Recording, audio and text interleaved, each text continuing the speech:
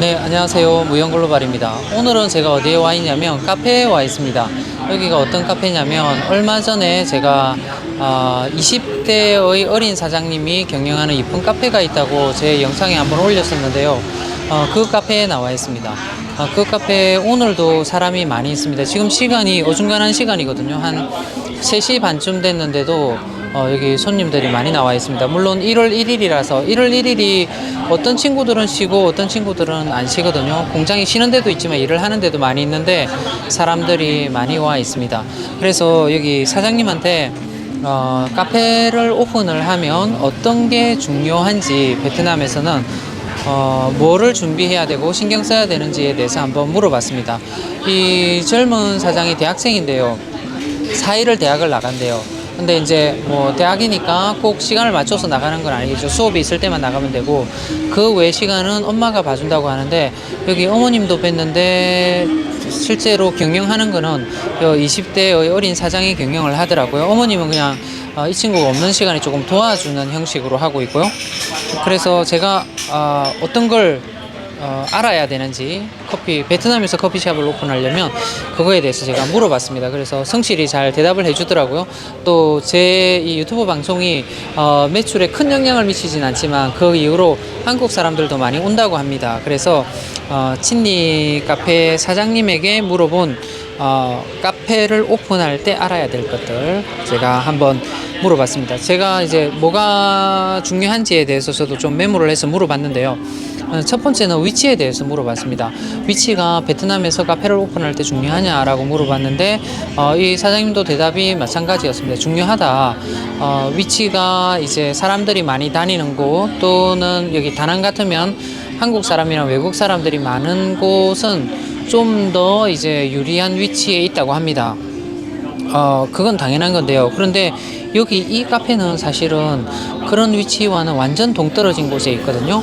그런데 그렇지 않더라도 이 카페가 충분히 이제 사람들을 끌어들일 수 있는 매력이 있는 곳이면은 위치가 그렇게 크게 중요하지 않다고 합니다. 그러니까 SNS로 이 친구들은 자기가 온 카페에서 사진을 많이 찍습니다.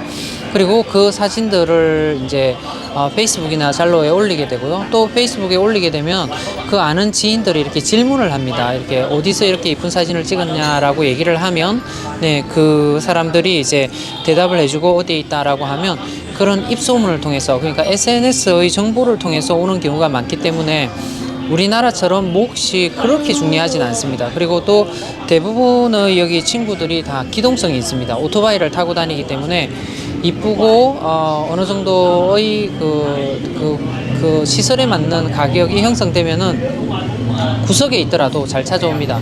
저도 여기 맛집을 찾아갈 때는 사실은 많이 구석에 있더라도 찾아가게 되거든요. 저는 구글 지도를 보고 찾아가게 되지만 이 친구들은 대부분 페이스북에 의존해서 많이 찾아가더라고요. 그래서 위치가 중요하지만 우리나라만큼은 그렇게 중요하지 않습니다. 자, 그리고 두 번째는 위치보다 더 중요한 게 인테리어인데요. 여기도 사실은 위치는 좀 안 좋은 편입니다. 많이 안 좋은 편이죠. 그런데 이 친니 카페가 성공할 수 있는 요인은 여기 인테리어입니다. 여기 20대 사장이 자기가 이제 그걸 해서 자기가 아이디어를 내서 만든 카페입니다. 자기 다 아이디어고 또 특히 여기는 식물이 많습니다. 식물을 원래 있는 식물은 없고요. 다 갖다가 이렇게 심거나 아니면 화분으로 데코레이션을 해놨습니다. 그리고 밤에 되면 예쁜 등을 달아놔서 이 등의 불빛이 상당히 이쁘더라고요.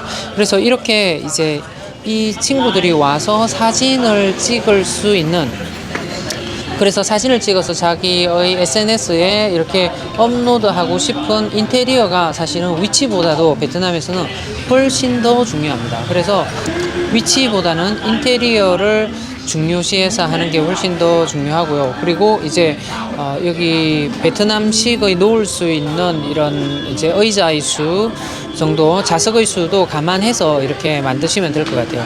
우리나라처럼 큰 소파나 이런 것들이 여기에는 필요하지 않습니다. 물론 큰 소파가 있는 실내가 큰 데도 잘 되긴 하지만 거기는 이제 사실은 그 시장은 거의 이 나라의 프랜차이즈가 점령을 하고 있습니다. 우리나라 사람이 여기 와서 프랜차이즈를 열기도 힘들고 또 프랜차이즈 커피숍을 연다고 하더라도 가격이 상당히 세기 때문에 크게 메리트가 없습니다. 그래서 이렇게 우리나라 사람들이 오픈을 하려고 하면 이 나라의 그 테이블이나 의자들을 사용하시면 비용도 적게 들고 또 좌석수도 훨씬 더 많이 만들 수 있습니다. 자, 세 번째는요. 커피의 퀄리티가 나는 커피의 질이 상당히 중요하다고 생각을 해서 커피의 퀄리티가 중요하냐라고 물어봤더니 중요하다라고 하더라고요. 그러면 커피를 어떻게 선별하냐 이렇게 물어봤어요. 내가 커피를 선별한다라고 얘기한 이유는 뭐냐면 우리 한국 분들이 여기 커피숍을 차리게 되면 커피를 이렇게 어디 뭐 달랏이나 아니면 커피 원산지에서 대량으로 주문하는 경우가 많이 있더라고요. 그런데 내가 이 사장한테 물어보고서 아이디어를 얻었습니다. 이 나라에서는 가장 유명한 커피 프랜차이즈가 뭐냐면 하이랜드 커피숍입니다. 그리고 또 큰 데가 어디냐면 컵스 커피 이런 데입니다. 그런데 여기에서 사용하는 커피들은 우리가 그냥 살 수가 있습니다. 그게 하이랜드 커피숍에서 가서 사게 되면 비싸지 않습니까? 그죠? 그런데 하이랜드 커피숍이 아닌 거기 메가마트가 있습니다. 여기에도 메가마트에 가면 싼 가격에 이제 대량으로 살 수 있다고 합니다. 그래서 여기 카페는 어떤 커피를 쓰냐고 물어봤더니 메가마트에 가서 하이랜드 커피를 사가지고 쓴다고 합니다. 이게 너무 쉽게 커피의 고민에 대한 게 해결이 되더라고요. 그죠? 이 나라 최대의 브랜드의 커피를 그냥 손쉽게 사용할 수 있으니까요. 그죠?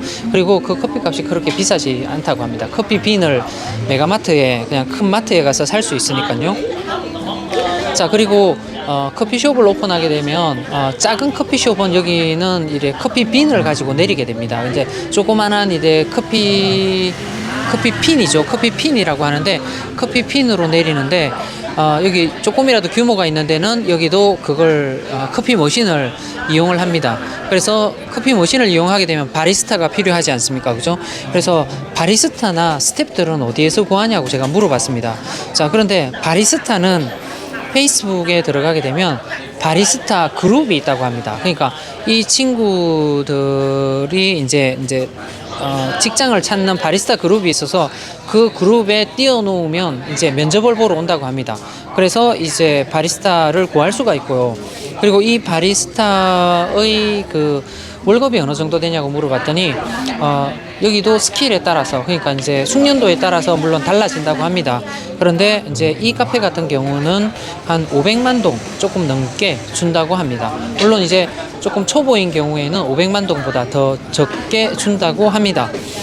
그리고 이제 여기에서 바리스타 중에서 최고의 월급을 받는 곳은 여기에 있는 우리 스타벅스 커피숍에 취업을 할 수 있으면 거기서는 가장 높은 임금을 받을 수 있다고 합니다. 스타벅스 바리스타도 퀄리티에 따라서 이제 스킬에 따라서 다르지만 한 800만 동, 그러니까 우리나라 돈으로 한 40만 원 정도 바리스타들이 번다고 합니다.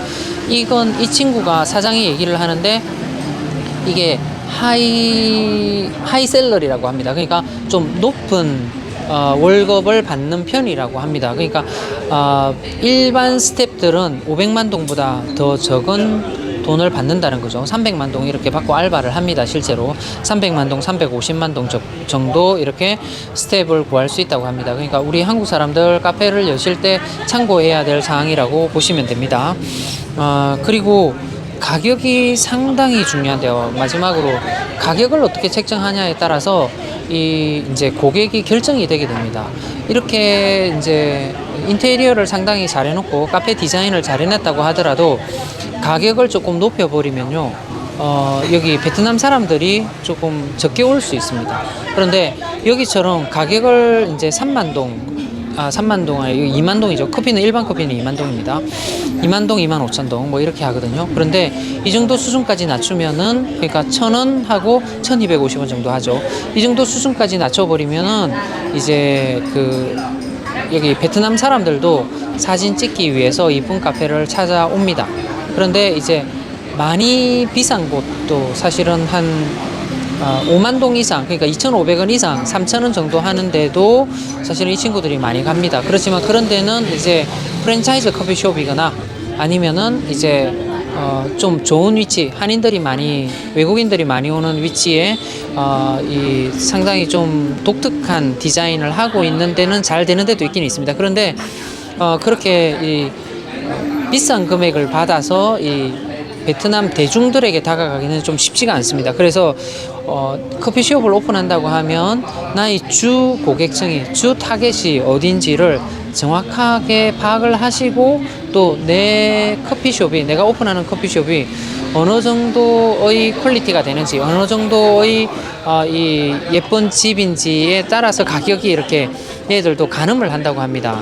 그래서 너무 디자인을 잘 해놨다고 하더라도 그 디자인에 비해서 가격이 높이 책정이 되게 되면은 이 친구들도 안 온다는 거죠. 그래서 그 선을 잡기가 위치하고 그 다음에 이 카페의 디자인을 고려해서 그 가격선을 정하는 게 가장 이 성공의 관건이라고 보시면 됩니다. 우리가 생각하는 것처럼 커피의 맛 이런 것들보다는 사실은 가격, 그 다음에 인테리어, 이게 제가 상담을 해본 결과 가격과 인테리어가 가장 중요한 요인 중에 하나인 것 같습니다. 그래서 여기 카페를 여시려고 하시는 분들, 특히 비싼 돈을 들여서 여기 제가 한 번 더 전체적인 인테리어를 한번 비춰봐 드리고 할 텐데요. 이 정도 만드는데 땅은 여기 부모님 땅이라고 합니다. 그런데 이 정도 만드는데 딱 4천만 원 정도 들었다라고 하니까 제가 여기 영상을 한 번 더 보여드릴 테니까 이 정도 가격에 이 정도의 이제 퀄리티의, 이 정도의 디자인의, 이 정도의 인테리어의 가게를 차릴 수 있다를 기준으로 삼으시면 됩니다. 물론 이제 외국인이 관여를 하게 되면 가격은 높아지게 되어 있지만 터무니없는 가격으로 이렇게 가게를 인수한다든지 아니면 터무니없는 가격으로 인테리어를 한다든지 하는 거를 방지할 수 있는 기준은 조금 될 수 있을 것 같습니다. 오늘은 제가 잘 되는 카페에 와서 여기의 이제 노하우를, 그러니까 카페를 오픈하는 노하우를 배워봤습니다. 시청자분들께 많이 도움이 됐으면 하고요. 또 카페를 경영하고 계시는 한국분들 계시면 좀 도움이 되는 댓글들 좀 많이 달아주시고요. 오늘도 시청해 주셔서 대단히 감사합니다.